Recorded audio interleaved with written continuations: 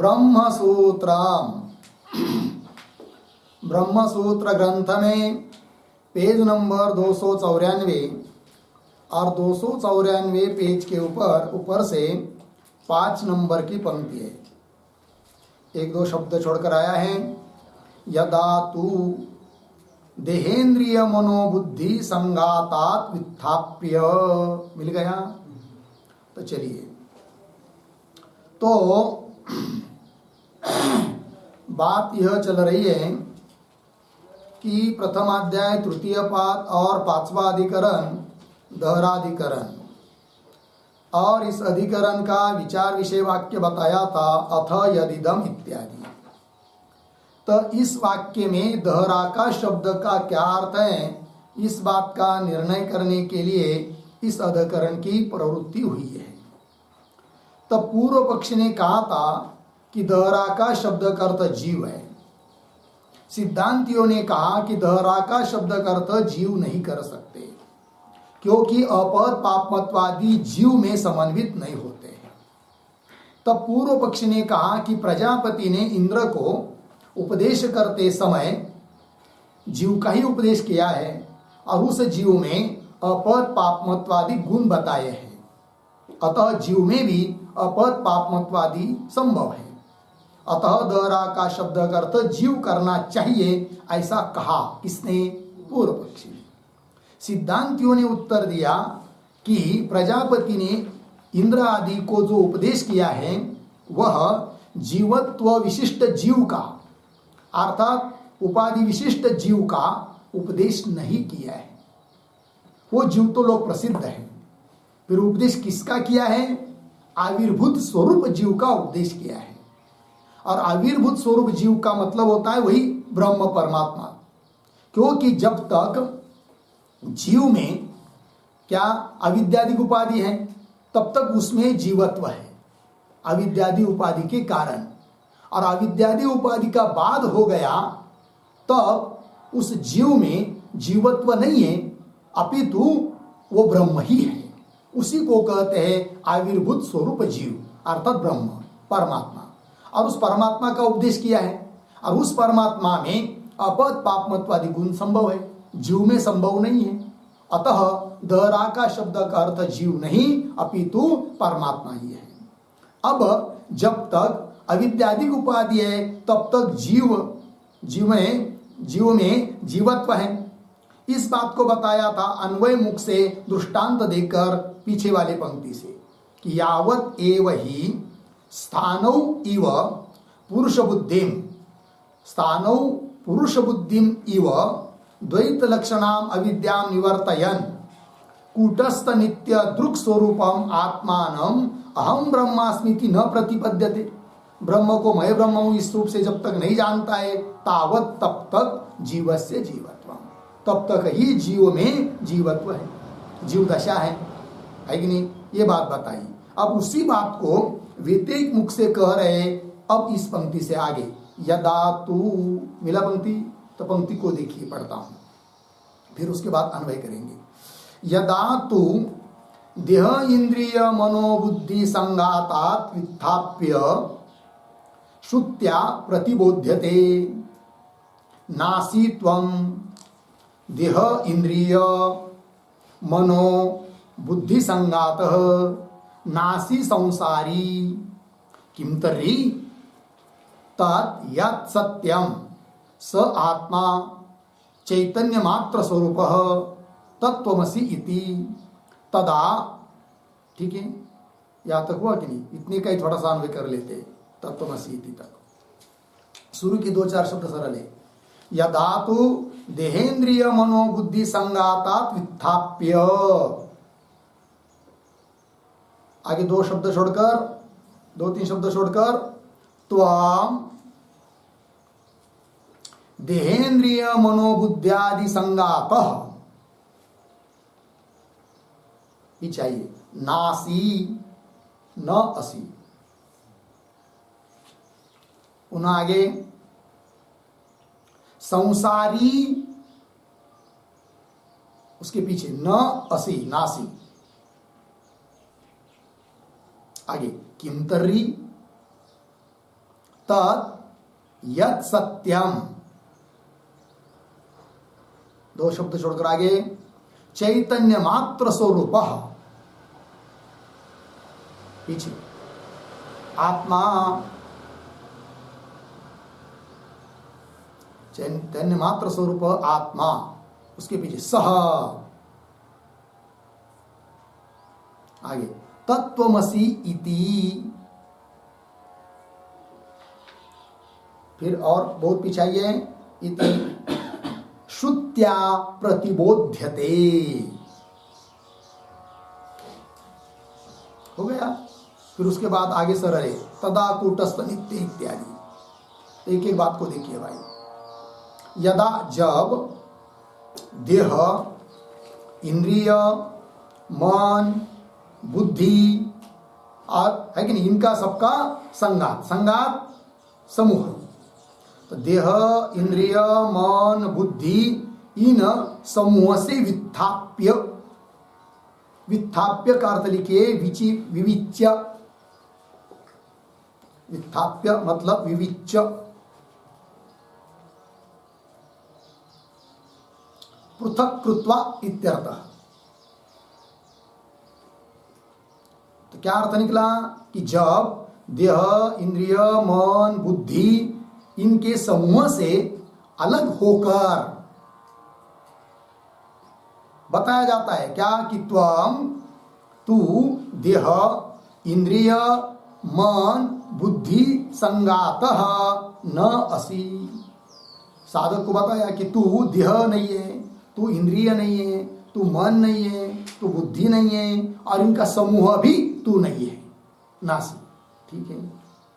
फिर और संसारी न असि, संसारी, संसारित्व धर्म वाला भी तू नहीं है, अर्थात जन्म मृत्यु वाला भी तू नहीं है, संसारी न असि। किंतरी, फिर कैसा है?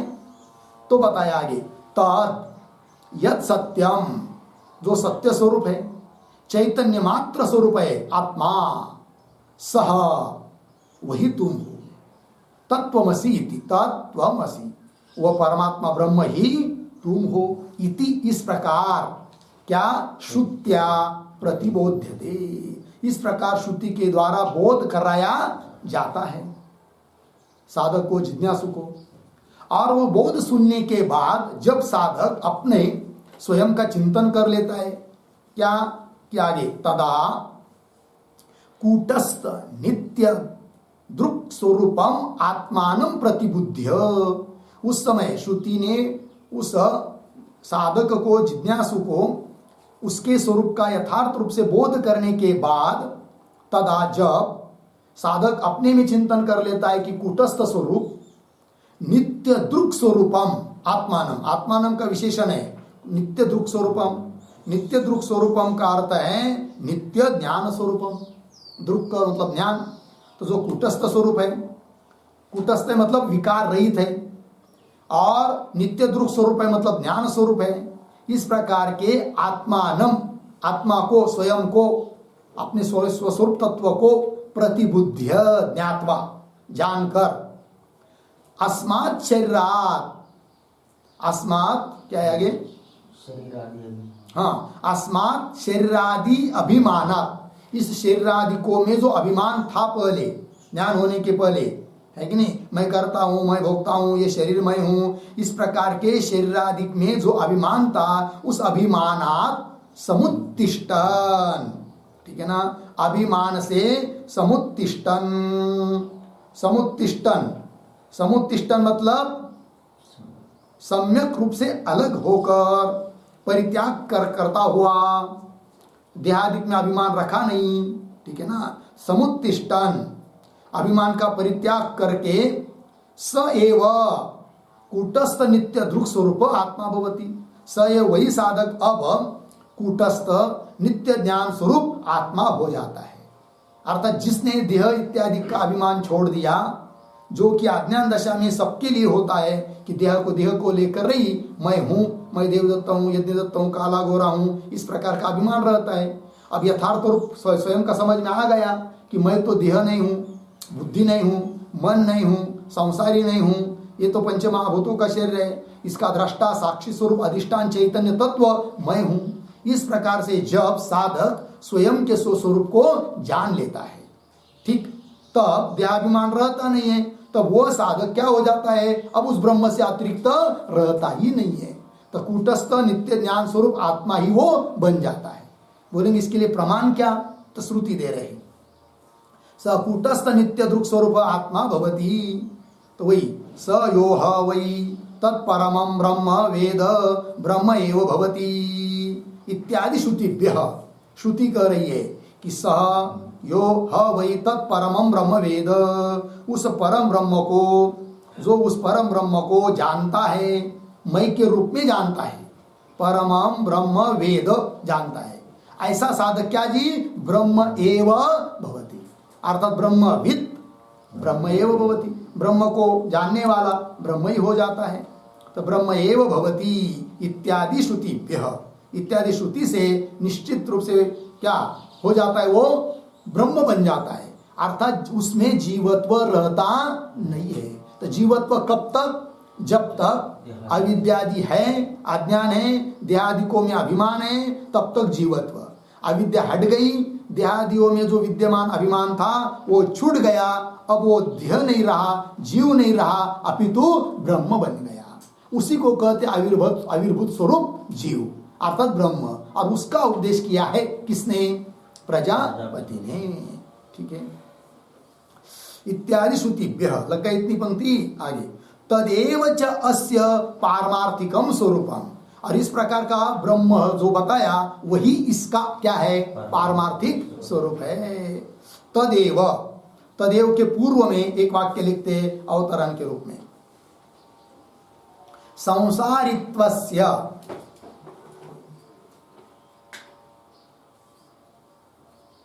संसारित्वस्य बराबर जीवत्वस्य, जीवत्वस्य कल्पितत्वे, कल्पितत्वे सिद्धम अर्थम निगमयति,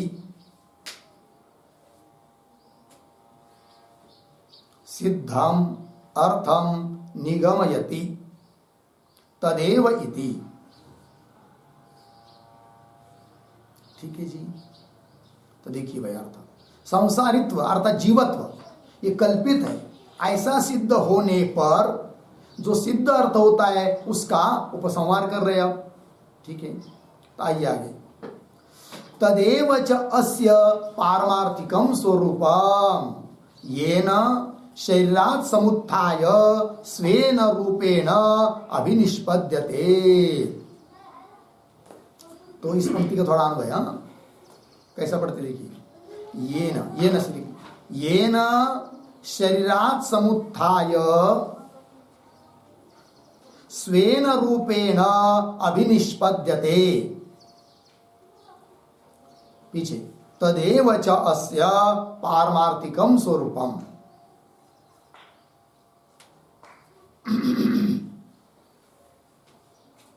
ठीक है जी। ये ना, जिससे कि शरीरात् समुत्थाय, शरीर से उठकर, मतलब शरीर में जो अभिमान था उस अभिमान का त्याग करके, है कि नहीं, समुत्थाय स्वेन रूपेण अभिनिष्पत्ति, अभिनिष्पद्यते अर्थात प्राप्नोति, स्वेन रूपेण अभिनिष्पद्यते, अपने रूप में ही, रूप से ही वो प्राप्त हो जाता है, अपने रूप में अभिव्यक्त हो जाता है, ब्रह्म ही बन जाता है। तो तदेव, वो ब्रह्म ही अस्य पारमार्थिकम स्वरूपम, अस्य जीवस्य पारमार्थिकम वास्तविकम स्वरूपम, वो ब्रह्म ही इस जीव का क्या है, वास्तविक पारमार्थिक स्वरूप है। लग गया इतना, ये बात बता दी।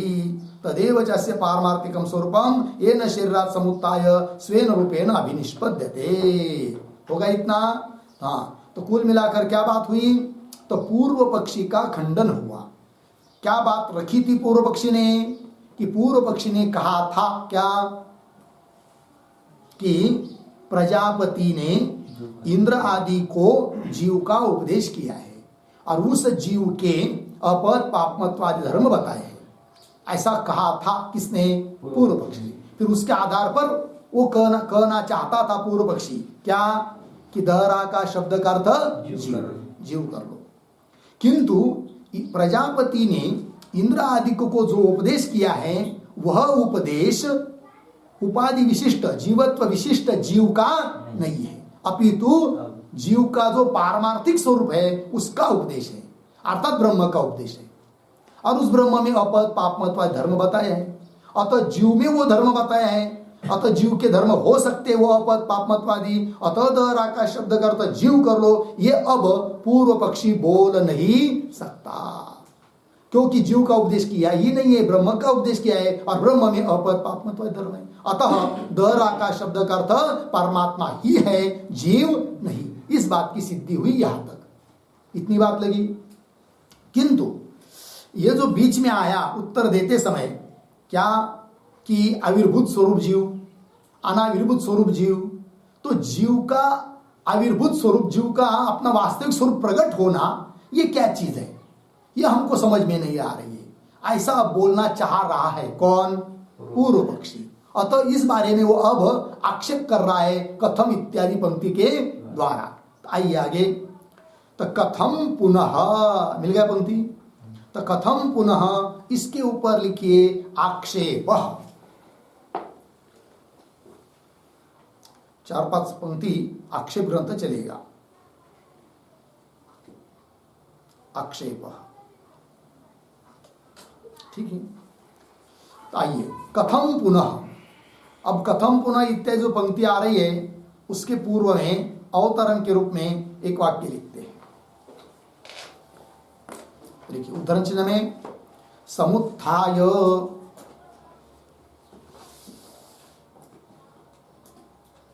समुत्थाय परम ज्योति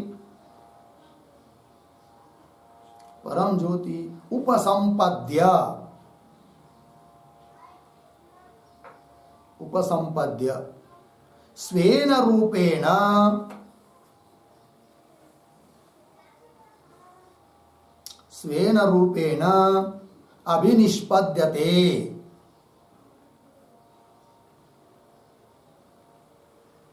अभिनिष्पद्यते। उद्धरण चिन्ह बन छांदोग्य 8:12-2।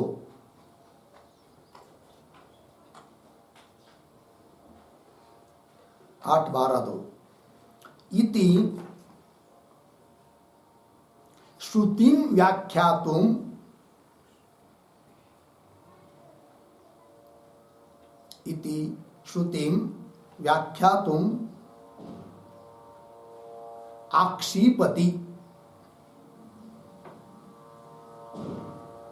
आक्षिपति कथम पुनः इति।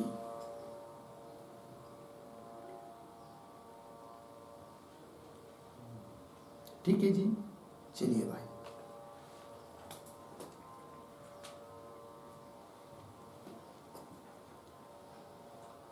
अर्थ देखिए, तो मुख्य श्रुति है समुत्थाय परम ज्योति। समुत्थाय मतलब शरीर आदि का अभिमान छोड़कर परम ज्योति अर्थात परमात्मा स्वरूप उसको उपसंपद्य प्राप्त करके स्वेन रूपेण अभिनिष्पद्यते, अपने रूप से अभिनिष्पन्न हो जाता है, प्रकट हो जाता है, आविर्भूत हो जाता है। इति यह जो श्रुति है, इस श्रुति का व्याख्यान करने के लिए ग्रंथकार भगवान भाष्यकार इस श्रुति का व्याख्यान करना चाहते हैं, किंतु उसके लिए पहले आक्षेप बता रहे हैं, पूर्व पक्षी के द्वारा आक्षेप किया जा रहा है, फिर आक्षेप के उत्तर के रूप में उस श्रुति का व्याख्यान हो जाएगा। अतः आक्षेपति कथम पुनः इत्यादि। आइए मूल में, कथम पुनः स्वं च रूपम स्वेन एव च निष्पद्यते इति संभवति कूटस्थ नित्यस्य। वाक्य हुआ पूरा, थोड़ा अन्वय। स्वं च रूपम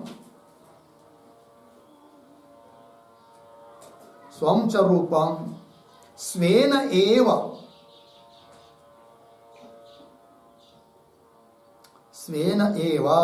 च निष्पद्यते निष्पद्यते इति,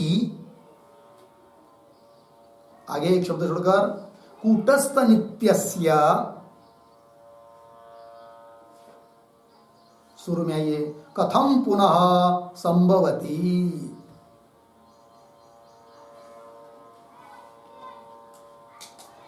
हो गया जी। आइए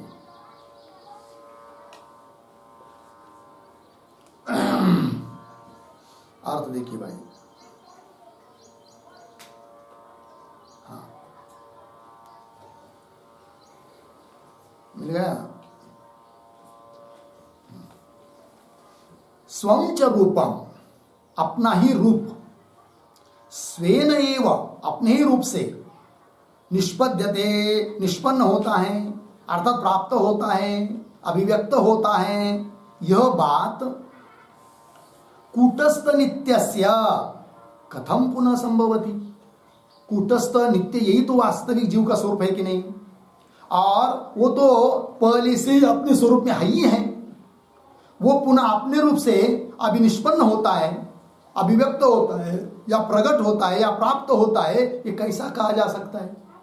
क्योंकि वो नित्य है और कूटस्थ है। कूटस्थ मतलब अविकारी है और नित्य है। तो जो नित्य अविकारी स्वरूप है, अनादि अनंत है, उत्पन्न नहीं किया जाता है, और जो कि हमेशा प्राप्त ही है, तो ऐसे उस चैतन्य तत्व को कैसा बोला जा सकता है? क्या क्या अपने रूप से जब अभिनिष्पन्न होता है, प्रकट होता है, तब उसमें जीवत्व नहीं रहता है, ये कैसा कहा जा सकता है? कोई अप्राप्त चीज रहती या कोई विकारी चीज रहती तब तो कहा जा सकता है क्या क्या अपने रूप से वो प्रकट होता है, तब ऐसा ऐसा होता है, क्योंकि है कि नहीं? किंतु इधर तो आत्मा चैतन्य जो कूटस्थ स्वरूप है, नित्य है, उसके लिए पुनः अपने रूप से अभिनिष्पन्न होता है, ये कैसा बोला जा सकता है? ऐसा कह रहा है कौन? पूर्व पक्ष। स्वं च रूपम स्वेन एव च निष्पद्यते इति, इस प्रकार कूटस्थ नित्यस्य कथम पुनः संभवती, कैसा संभव हो सकता है? ये आगे चलिए, अब उदाहरण देकर बताया जा रहा है। पूर्व पक्षी कह रहा है सुवर्णादि नाम तु द्रव्यांतर संपर्कात अभिभूत स्वरूपाणाम अनभिव्यक्त असाधारण विशेषाणाम क्षार प्रक्षेपादिभिः शोध्यमानानाम स्वरूपेण अभिनिष्पत्ति स्यात्। है कि नहीं? तो देखो भाई, सुवर्णादिक के बारे में तो ये कहा जा सकता है कि उसकी अब अपने रूप से अभिनिष्पत्ति हो गई। उस प्रकार चैतन्य स्वरूप आत्मा की अभिनिष्पत्ति होती है, प्राप्ति होती है, प्रकटता होती है, ये कैसा कहा जा सकता है? नहीं कहा जा सकता। ऐसा उसको कहना है, ऐसा वो कहना चाहता है कौन? पूर्व पक्षी। तो दृष्टांत देकर, तो सुवर्णादि नाम, ये पंक्ति आ रही है, तो सुवर्णादि नाम के पूर्व में एक वाक्य लिखते हैं, अवतरण क्रियया,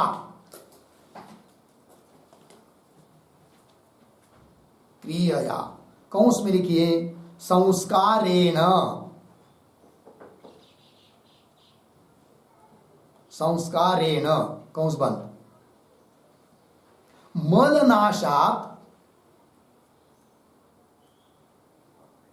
मलनाशात मलसंगिनः वस्तुनः,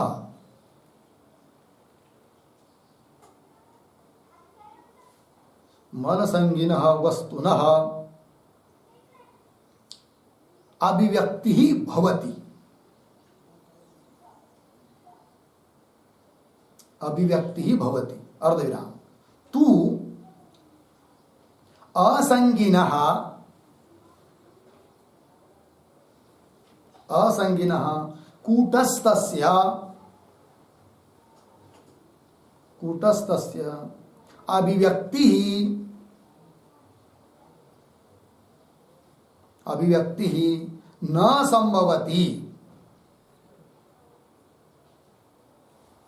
न संभवति इति आह, इति आह सुवर्ण इति।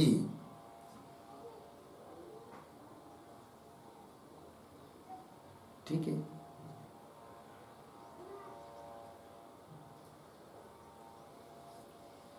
देखिए भैया,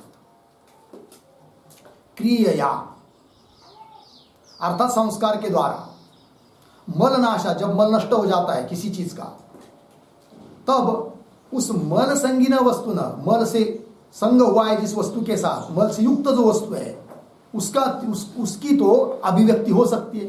अर्थात मल से युक्त जो वस्तु है, जैसे कपड़ा लीजिए, मलिन हुआ, फिर उसके बाद क्रिया की, संस्कार किया, धो दिया, तो क्या हुआ, मल हट गया तो अभिव्यक्ति हो गई। सुवर्ण में कोई मल चढ़ गया तो उसको क्षार आदि के द्वारा शुद्ध कर दिया तो अभिव्यक्ति हो गई।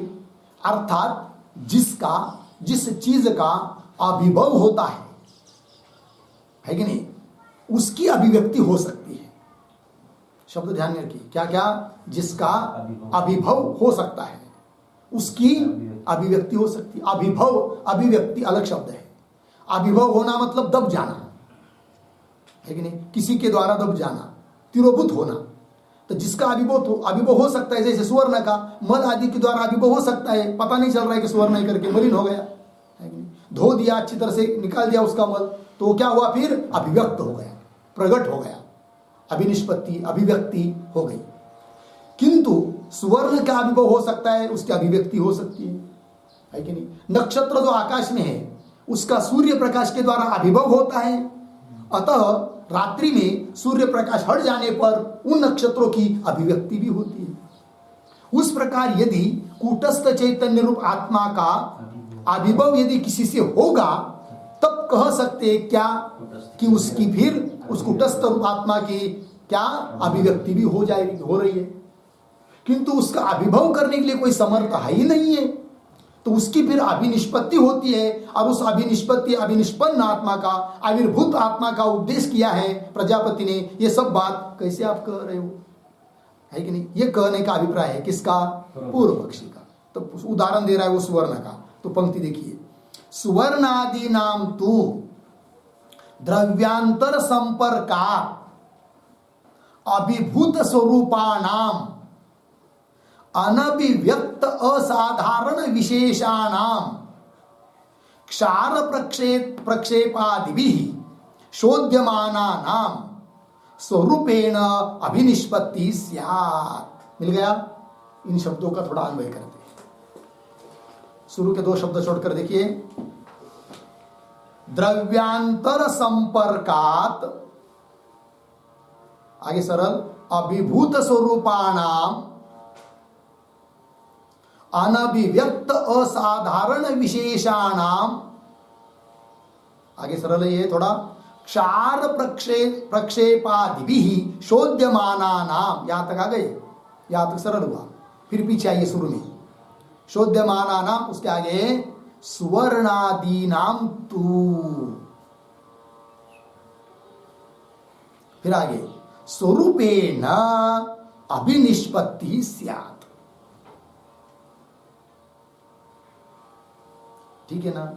स्वरूपेण अभिनिष्पत्ति स्यात्। अभिनिष्पत्ति, अभिनिष्पत्ति शब्द का अर्थ लिखिए अभिव्यक्ति। अभिनिष्पत्ति का अर्थ है अभिव्यक्ति, प्रगटता। ठीक है ना, वो प्रकट हो जाता है, हो सकता है। कौन, सुवर्ण। कैसे, पहले कैसा है देखिए एक एक बात। द्रव्यांतर संपर्कात, सोना है, सोना और जमीन में पड़ा हुआ है बहुत दिन से, ध्यान गया नहीं उधर, है कि नहीं। तो अन्य द्रव्य, सुवर्ण को छोड़कर अन्य द्रव्य, चाहे पृथ्वी, चाहे पीतल, चाहे तांबा, चाहे और कोई मिला दिया उसमें, है कि नहीं। तो द्रव्यांतर संपर्कात, अन्य द्रव्य के साथ संपर्क आ जाने के कारण सुवर्ण के साथ, तो क्या होता है, द्रव्यांतर संपर्कात अभिभूत स्वरूपाणाम सुवर्णादि नाम, सुवर्णादि का विशेषण है सब। तो द्रव्यांतर के साथ संपर्क हो जाने से अभिभूत स्वरूपाणाम, अभिभूत हुआ है स्वरूप जिसका, ऐसे कौन, सुवर्णादि। अभिभूत हुआ है स्वरूप मतलब तिरोभूत हुआ है, ढक गया है, दब गया है स्वरूप जिसका, ऐसे सुवर्णादि का। तो कैसा, इसी का व्याख्यान कर रहे आगे के शब्द में, अभिभूत स्वरूपाणाम, इसी को स्पष्ट कर रहे, अनभिव्यक्त असाधारण विशेषाणाम। ठीक है ना जी। अनभिव्यक्त, दो शब्द, अभिव्यक्त अनभिव्यक्त। तो समझ लीजिए, अभिव्यक्त लेंगे तो क्या है आगे, असाधारण विशेषाणाम। अभिव्यक्त है असाधारण विशेष जिसमें, मतलब प्रगट है असाधारण धर्म जिसमें, यह अर्थ हुआ। किंतु उसको विरोधी अर्थ लेना है, क्या? अनभिव्यक्त असाधारण विशेषाना सुवर्णादिना, ऐसे सुवर्णादि की जिसमें असाधारण जो विशेष वह अभिव्यक्त नहीं है, अनभिव्यक्त है। अर्थात उसका जो चाकचक्यपना है वो प्रकट नहीं दिखाई दे रहा है। तो अनभिव्यक्त है जिसका असाधारण विशेष धर्म, ऐसा कौन? सुवर्ण। सुवर्ण का विशेषण है। शब्द लग रहे कि नहीं? पंक्ति को देखिए, द्रव्यांतर संपर्कात अभिभूत स्वरूपाणाम अनभिव्यक्त असाधारण विशेषाणाम सुवर्णादीनाम।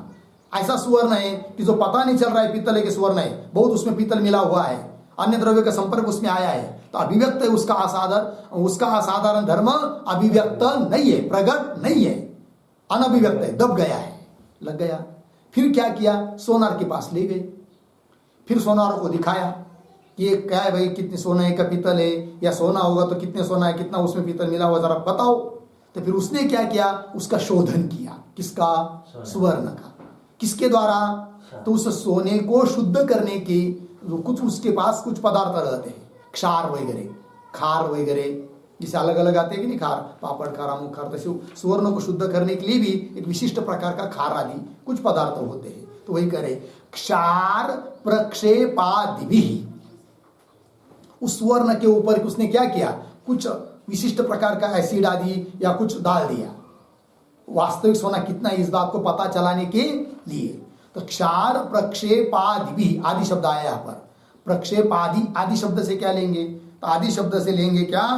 दाह छेदादि संग्रहार्थम आदि पदम, है कि नहीं? आदि शब्द के ऊपर लिख के रख सकते हैं, क्षार प्रक्षेपादि भी, ऐसा है कि नहीं? तो आदि पदे ने क्या? दाह छेदादि संग्रहार्थम आदि पदम। मतलब वो सोनार क्या करता है? उस सोने को जला कर देखता है या उसको तोड़ता है, छेदन करता है, बहुत उसकी बहुत प्रक्रिया होती है, उस हिसाब से वो देखता है।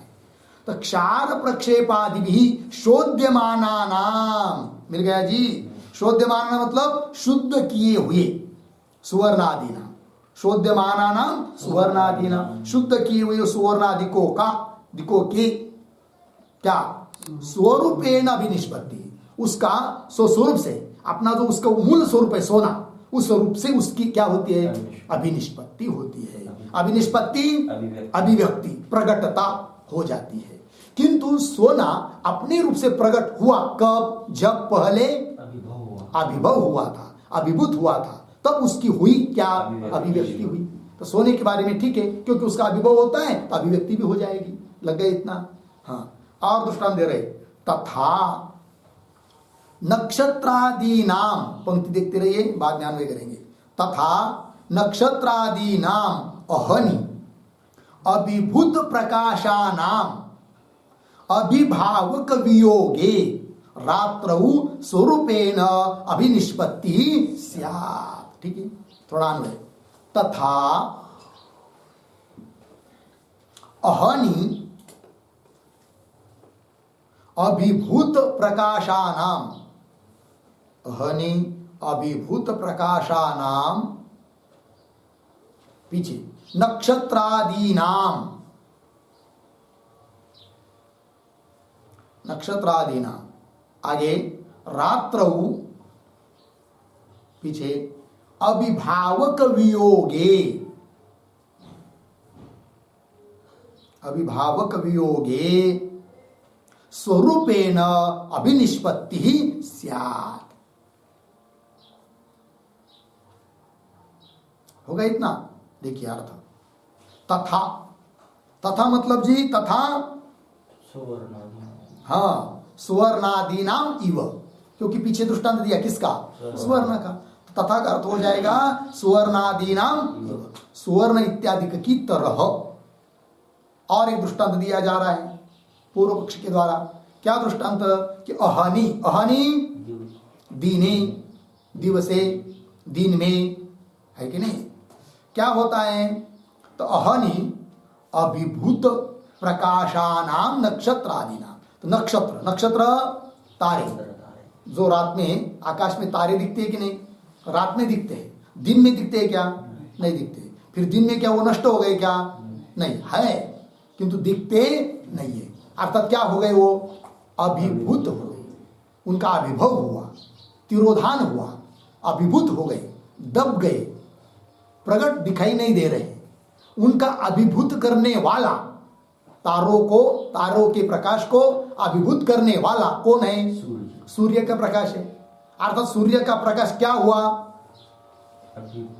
अभिभावक। क्या हुआ? अभिभावक, अभिभूत करने वाला। ठीक है, तो देखिए पंक्ति, तथा अहनि अभिभूत प्रकाशानाम, है कि नहीं? अभिभूत हुआ है, दब गया है, तिरोभूत हुआ है प्रकाश जिनका, ऐसे कौन? नक्षत्रादि नाम। नक्षत्रादि नाम का ये विशेषण है। तो अभिभूत प्रकाशानाम नक्षत्रादि नाम लग गया जी, ऐसे नक्षत्रादि। किंतु जब रात्र हो जाती है, सूर्य का अस्त हो जाता है, तब रात्रौ अभिभावक वियोगे, रात्रि में क्या होता है? अभिभावक का वियोग हो जाता है। नक्षत्रों के प्रकाश का अभिभावक कौन है? सूर्य प्रकाश। ठीक है ना? तो वही, वो तो क्या हो गया? अब चला गया, अस्त हो गया। हाँ, तो रात्रौ अभिभावक वियोगे, अभिभावक पद आया ना, अभिभावक के ऊपर उसका अर्थ लिखिए, अभिभावक बराबर सूर्य प्रकाश। सूर्य प्रकाश, ठीक है।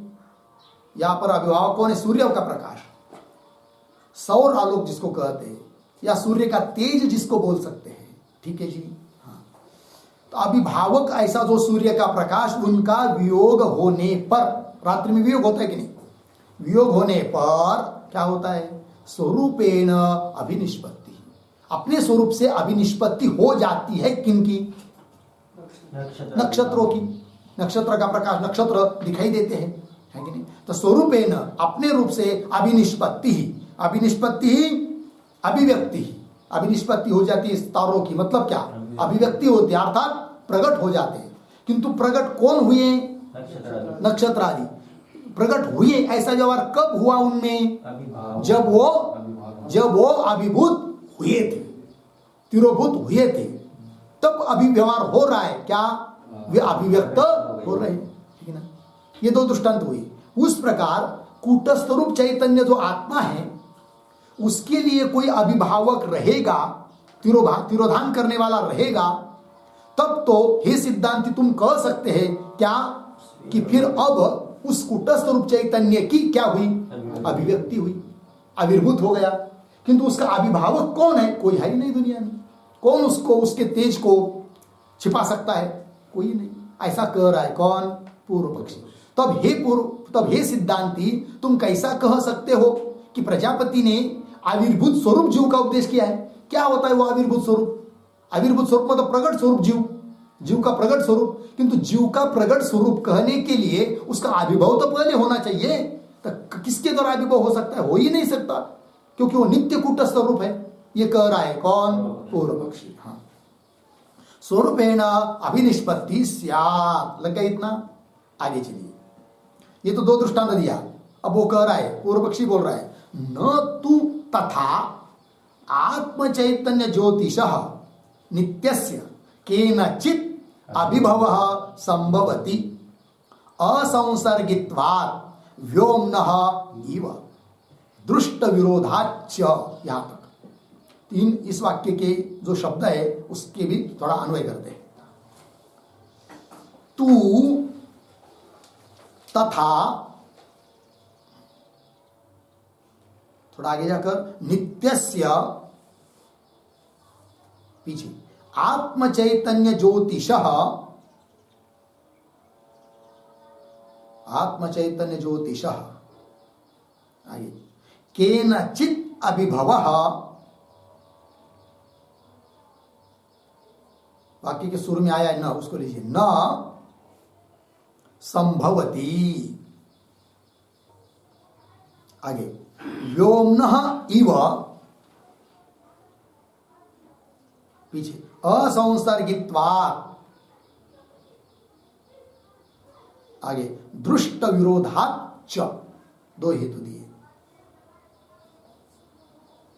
ठीक है, देखिए भाई, तू परंतु, तथा, तथा स्वर्ण नक्षत्रादि नाम इव, स्वर्ण और नक्षत्रादि की तरह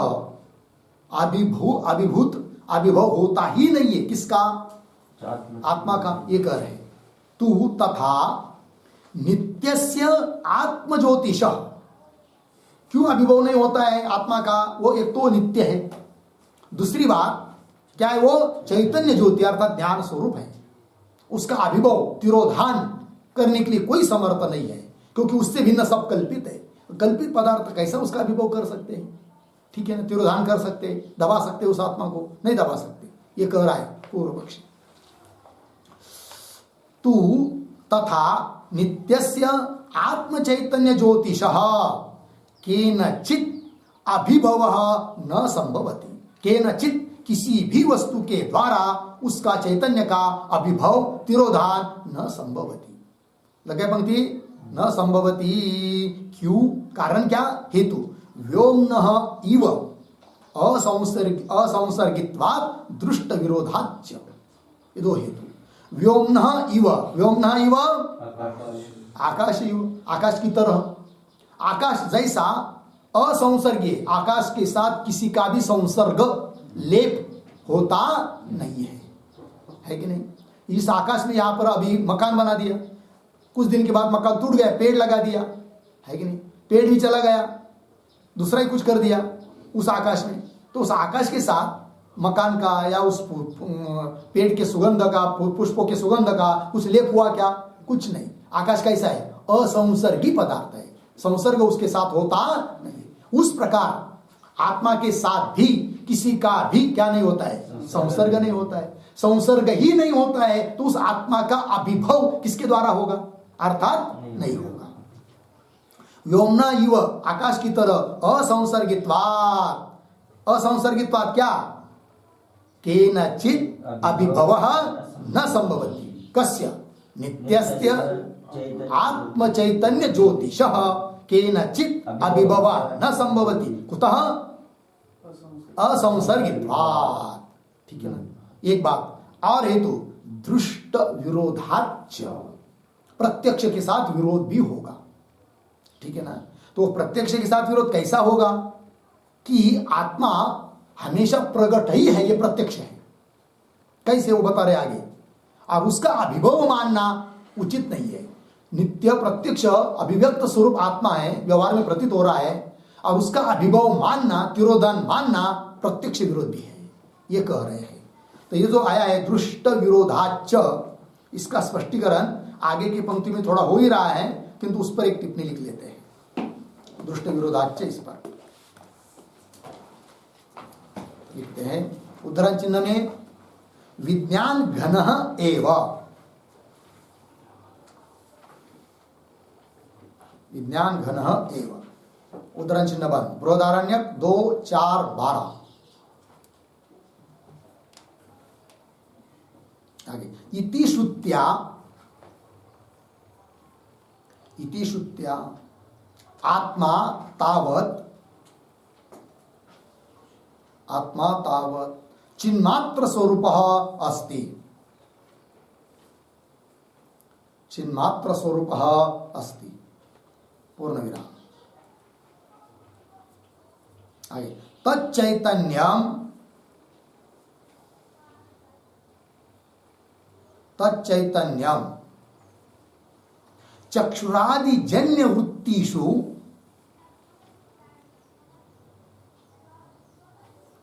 चक्षुरादि जन्य वृत्तिषु व्यक्तम, व्यक्तम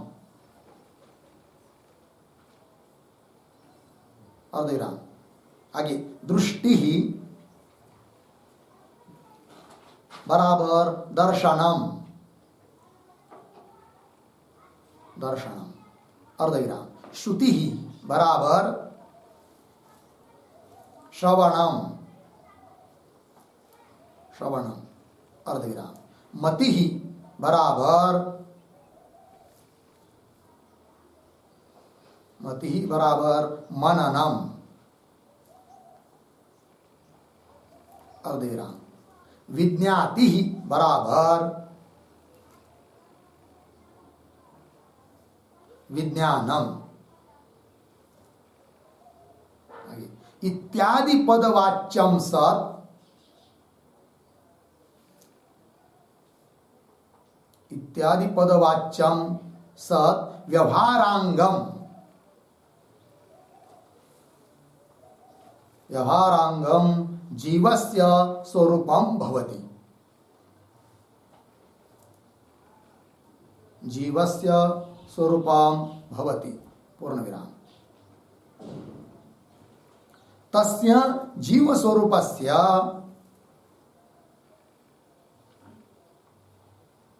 तस्य जीव स्वरूपस्य कौंस में लिखिए दृष्ट्यादेहे, दृष्ट्यादेहे कौंस बंद, आगे अभिभूतत्वे, अभिभूतत्वे दृष्टः बराबर प्रत्यक्ष व्यवहारः, प्रत्यक्ष व्यवहारः, आगे विरुद्धेत, विरुद्धेत बराबर बाधितः भवेत्, बाधितः भवेत् पूर्णविराम। हेत्वभावात्, हेत्वभावात्, हेत्वभावात् व्यवहार न स्यात् इत्यर्थः, व्यवहार न स्यात् इत्यर्थः पूर्णविराम।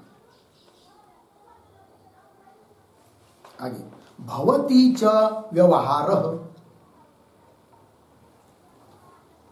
भवति च व्यवहारः अर्धविराम। अतः जीवस्य स्वरूपम, जीवस्य स्वरूपम अभिभूत, अभिभूतम अस्ति अर्धविराम इति कथनम अनुचितम एव, इति कथनम अनुचितम एव इत्यर्थः। ठीक, देखिए भैया अर्थ। तो विज्ञान घन एव, आत्मा ब्रह्म चैतन्य कैसा है? आत्मा ब्रह्म विज्ञान घन ज्ञान स्वरूप ही है। इति श्रुत्या, इस श्रुति के द्वारा क्या कहा गया? आत्मा तावत चिन्मात्र स्वरूप। आत्मा कैसा है? चिन्मात्र स्वरूप है, ज्ञान स्वरूप है। इस श्रुति ने बताया, अर्थ बता रहा हूं। तच्चैतन्यम चक्षुरादि जन्य वृत्तिषु व्यक्तम, चक्षुरादि से जन्य जो वृत्ति, वृत्ति में क्या है? व्यक्त है, प्रकट है, चैतन्य है कि नहीं? तो कैसा? तो दृष्टि, दृष्टि का मतलब दर्शनम, देखना, श्रुति श्रवणम, सुनना, मति मननम, मनन करना, विज्ञाप्ति विज्ञान, ज्ञान स्वरूपता, इत्यादि पद वाच्यम, इत्यादि पद का वो वाच्य है आत्मा, इत्यादि पद का वाच्य होता हुआ व्यवहारांगम, व्यवहार का वो अंग है, यही जीव का स्वरूप है। व्यवहारांगम जीव से स्वरूपम भवति, है कि नहीं? तो दृष्टि मतलब दर्शन, श्रवण, दृष्टि, मति, विज्ञप्ति, ये सब जीव का स्वरूप है।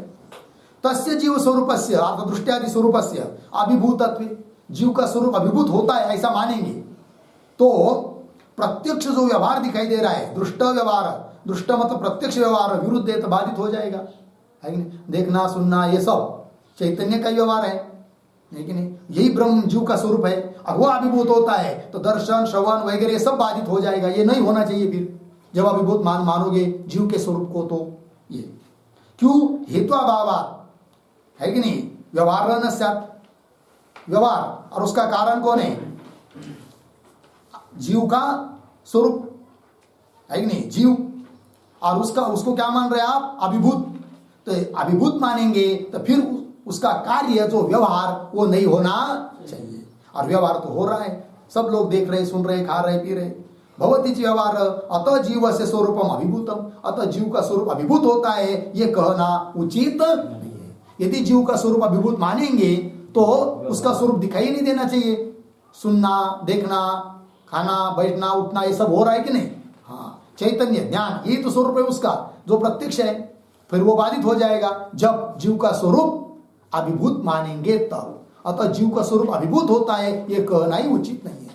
और जीव का स्वरूप अभिभूत हो ही नहीं सकता है कि नहीं? अभिभूत मतलब दब जा ही नहीं सकता है, तिरोभूत हो ही नहीं सकता है। तो कैसे आप कह रहे हो कि आविर्भूत स्वरूप जीव का उपदेश है? अभिव्यक्त जीव का, अभिव्यक्त, अभिनिष्पन्न, ऐसा जो जीव उसके स्वरूप का उपदेश किया है, ये कैसे कह रहे हो? लग गया कि नहीं? जीव का क्या होता है? क्या अभिनिष्पत्ति, अभिव्यक्ति, ये क्या होती है? अभिव्यक्ति उसकी कहा जा सकती है जो अभिभूत होता है, या अभिभूत हो ही नहीं रहा है। पहली बात तो यह है, ऐसा बोल रहा है कौन? पूर्व पक्षी। आइए मूल में, दृष्ट विरोधाच, ठीक है, इसी को स्पष्ट कर रहा है। दृष्टि, श्रुति, मति, विज्ञातय ही जीवस्य स्वरूपम। जीव का क्या स्वरूप है वो बताया, आपको लिख के दे चुके हैं। तो दृष्टि, दर्शन, श्रुति, श्रवण, मति, मनन, विज्ञाति, विज्ञान, ज्ञान स्वरूपता, विज्ञातय ही जीवस्य स्वरूपम। लग गया इतना? और आगे, तच्च शरीरात् असमुत्थितस्य अपि जीवस्य सदा निष्पन्नम एव दृश्यते, है कि नहीं? देखो भाई, तच्च मतलब इस प्रकार का वो जीव का जो स्वरूप है वह, पूर्व पक्षी, देखिए भाई, मतलब क्या बात चल रही है कि पूर्व पक्षी कह रहा है सिद्धांतियों को, हे सिद्धांती तुम क्या कहते हो कि जीव का स्वरूप अभिभूत होता है कि नहीं? और इस प्रकार का जीव का स्वरूप अभिभूत रहता है और फिर वो अभिव्यक्त होता है। इसका मतलब अज्ञान दशा में क्या होता है? वो अभिभूत होता है, और ज्ञान दशा में अभिव्यक्त होता है। और अज्ञान दशा में यदि अभिभूत है कौन? जीव का स्वरूप, तो अज्ञानी व्यक्ति में ये सब धर्म दिखने नहीं चाहिए, दृष्टि, श्रवण वगैरह, क्योंकि उसका स्वरूप क्या मान रहे हैं आप? अभिभूत मान रहे हो। कौन कह रहा है? पूर्व पक्ष। किसको? सिद्धांतियों को। किंतु बात यह है कि अज्ञानी पुरुष में भी ये सब धर्म दिखते हैं, अर्थात अज्ञानी पुरुष का भी जो जीव का स्वरूप है वो अभिभूत है कह नहीं सकते, है कि नहीं? तो अभिभूत होता ही नहीं है, वही कह रहे। तच्च, मिला जी? तो तच्च इसके पूर्व में एक वाक्य लिखते अवतरण के रूप में, अज्ञस्य अपि स्वरूपम, अज्ञस्य अपि स्वरूपम वृत्तिषु व्यक्तम अस्ति, वृत्तिषु व्यक्तम अस्ति इति अंगीकार्यम, इति अंगीकार्यम, अर्धविराम, व्यवहार दर्शनात्, व्यवहार दर्शनात् इति आह तच्च इति। ठीक है, देखिए भाई अर्थ, अज्ञस्यपि, अज्ञस्यपि पुरुषस्य, जीवस्य स्वरूपम, अज्ञानी पुरुष का भी जीव का स्वरूप वृत्तियों में व्यक्त होता है, यह अंगीकार करना पड़ता है। क्यों? व्यवहार दिखाई दे रहा है, वही कर रहे हैं। आगे मूल में आइए, तच्च, तच्च जीवस्य स्वरूपम च, कैसा जीव का स्वरूप? दृष्टि, श्रुति, मति, विज्ञाति। तच्च शरीरात् असमुत्थितस्यापि, देखो भाई दो शब्द, समुत्थित, असमुत्थित। समुत्थित मतलब जिसने शरीरादि का अभिमान छोड़ दिया है, वो समुत्थित हुआ, ज्ञानी। और शरीरादि, किसी से शरीरादिकों से असमुत्थित मतलब अभिमान छोड़ा नहीं, अर्थात अज्ञानी। तो शरीरात असमुत्थितस्य, अभिमान का त्याग जिसने नहीं किया है शरीरादि के साथ, असमुत्थितस्य अज्ञानी जीवस्य अपि, असमुत्थितस्य अपि जीवस्य सदा निष्पन्नमेव, निष्पन्नमेव अभिव्यक्तमेव, प्रकट ही है। कौन? उस प्रकार का जीव का स्वरूप दृष्टि, श्रुति। अर्थात अज्ञानी जीव का भी स्वरूप कैसा है? निष्पन्न नहीं है, अभिव्यक्त ही है। तो अज्ञानी जीव का भी स्वरूप अभिव्यक्त है, तो कौन सा जीव का स्वरूप अभिभूत होता है फिर? कि जिसके लिए आप कह रहे क्या अभिव्यक्त होता है करके, है कि नहीं? अभिभूत ही नहीं होता है तो अभिव्यक्त स्वरूप जीव होता है और उसका उपदेश किया है प्रजापति ने, ये कैसी बात कर रहे हो? ये बोल रहा है कौन? पूर्व पक्षी सिद्धांतियों को। लग गया? सर्वो ही जीव, सभी जीव, पश्यन शृण्वन मनवान विजानन व्यवहरति, सभी जीव देख रहे हैं, सुन रहे, मनवान मनन कर रहे हैं, है कि नहीं? और विजानन समझ रहे हैं, जान रहे हैं, इति व्यवहरति व्यवहार कर रहे।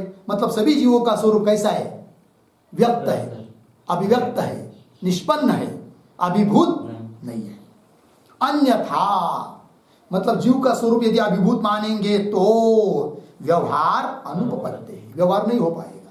जब व्यवहार हो रहा है अतः जीव का स्वरूप अभिव्यक्त ही है। हाँ, जीव का स्वरूप अभिव्यक्त ही है, निष्पन्न नहीं है, अभिभूत नहीं है। आगे तच्चेत शरीरात् समुत्थितस्य निष्पद्येत। तत्का अर्थ लिखिए, तत् जीवस्य दृश्यादि रूपम, जीवस्य दृश्यादि रूपम। ठीक है, आइए, जीव का दृश्यादि रूप चेत यदि शरीरात् समुत्थितस्य निष्पद्येत, शरीरात् समुत्थितस्य मतलब शरीर से जिसका अभिमान छूट गया है, शरीर में मैं बुद्धि जिसकी नहीं है, उसमें ही यदि वह स्वरूप निष्पन्न होगा तो ऐसा मानेंगे तो क्या? तब आगे देखिए, तच्चेत शरीरात् समुत्थितस्य निष्पद्येत, तत् शरीरात् समुत्थितस्य निष्पद्येत चेत। बात समझ में आएगी नहीं?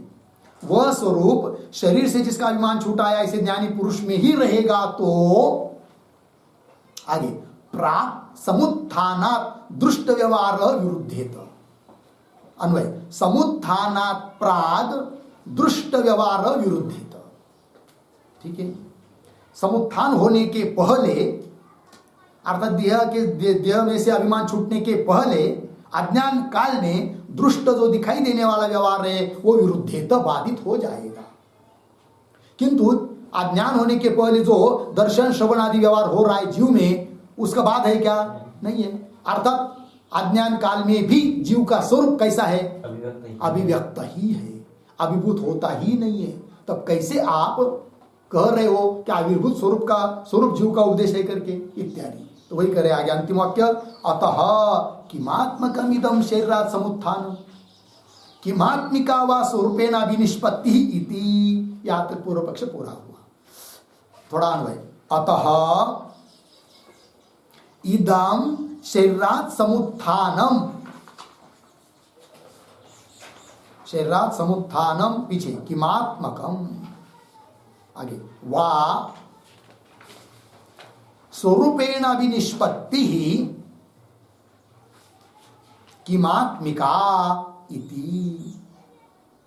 ठीक है, चलिए भाई, अतः शब्द का अर्थ लिखिए, अतः बराबर जीवस्य सदा एव व्यक्त स्वरूपत्वात्, जीवस्य सदा एव व्यक्त स्वरूपत्वात्।